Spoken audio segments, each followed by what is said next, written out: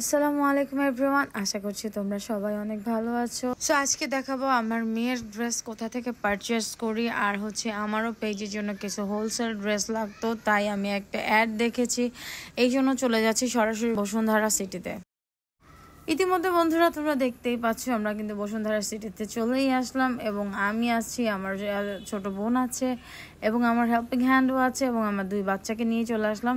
এর আগের বার আমি যখন আমার বাচ্চার জন্য ড্রেস নিয়েছিলাম তখন আমাকে 2 থেকে 3 বার করে আসতে হয়েছিল, যার ফলে আজকে ওকে আমি নিয়ে আসছি। আমি ম্যাক্সিমাম সময় আমার মেয়ের ড্রেস লিটল এঞ্জেলস থেকেই পারচেস করেছিলাম, বাট এবারে লিটল এঞ্জেলসে দেখলাম যে মানে খুব বেশি হাই রেঞ্জ করে ফেলেছে, মানে প্রাইস বাড়িয়েছে, কিন্তু এত বেশি বাড়িয়েছে যেটা মানে আর বেয়ার করার মতো না। এই হচ্ছে দোকান। এখন এবারে আমি দেখলাম তেমন কোনো ড্রেসের কালেকশন নেই, যেগুলো ছিল সেগুলো আমার মেয়ের শোল্ডারে হচ্ছিল না।